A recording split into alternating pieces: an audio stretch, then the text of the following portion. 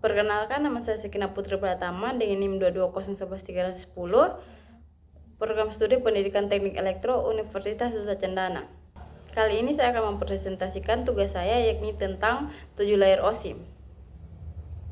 7 layer OSI terdiri dari yang pertama application layer, presentation layer, session layer, transport layer, network layer, data link layer, dan yang terakhir physical layer.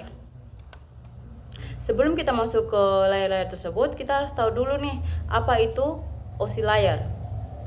Open System Interconnection atau OSI layer adalah model referensi yang diciptakan dari sebuah kerangka yang bersifat konseptual. Namun saat ini telah berkembang dan menjadi sebuah standarisasi khusus berkaitan dengan koneksi komputer.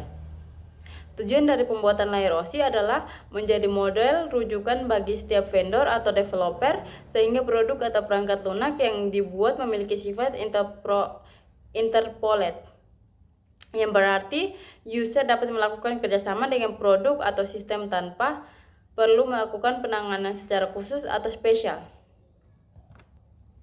Nah, yang pertama yakni layer ketujuh, application layer. Application layer adalah lapisan yang paling pusat atau sentral terjadinya sebuah interaksi antara pengguna atau end user dengan aplikasi yang bekerja menggunakan fungsionalitas sebuah jaringan. Fungsi dari application layer yakni untuk melakukan konfigurasi mengenai bagaimana cara aplikasi dapat bekerja menggunakan resource jaringan, dan kemudian dapat memberikan pesan pada saat terjadi sebuah kesalahan pada proses pengaturan jaringan. Protokol yang digunakan dalam application layer yakni yang pertama HTTP atau Hypertext Transfer Protocol, yang kedua SMTP atau Simple Mail Transfer Protocol, yang ketiga POP atau Post Office Protocol, yang keempat FTP atau File Transfer Protocol, yang kelima Telnet, yang keenam HTTPS atau Hypertext Transfer Protocol Resource, yang ketujuh POP3 atau Post Office Protocol versi 3. Layer keenam yakni presentation layer. Lapisan yang keenam adalah presentation layer, di mana mempunyai fungsi untuk mentranslasikan format data yang akan ditransmisikan oleh aplikasi melalui jaringan ke dalam format yang dapat ditransmisikan oleh sebuah jaringan. Pada layer ini, data juga akan terinskripsi dan deskripsi melalui sistem. Protokol yang digunakan yakni yang pertama MIDI, yang kedua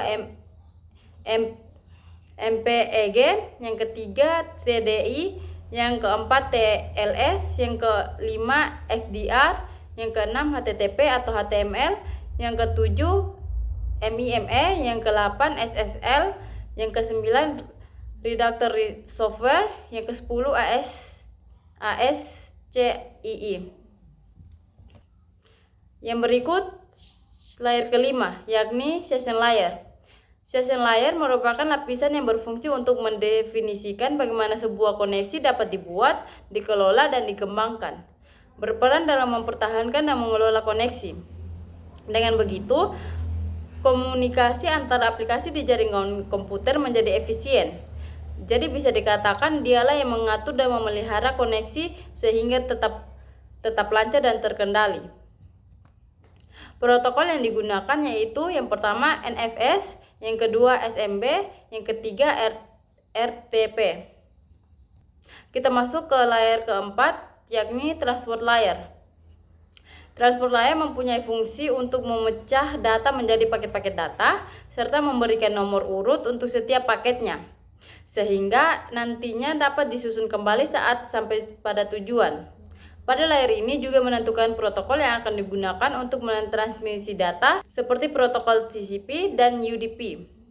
Protokol tersebut akan mengirimkan paket data sekaligus memastikan bahwa setiap paket data telah diterima dengan sukses dan tepat sasaran.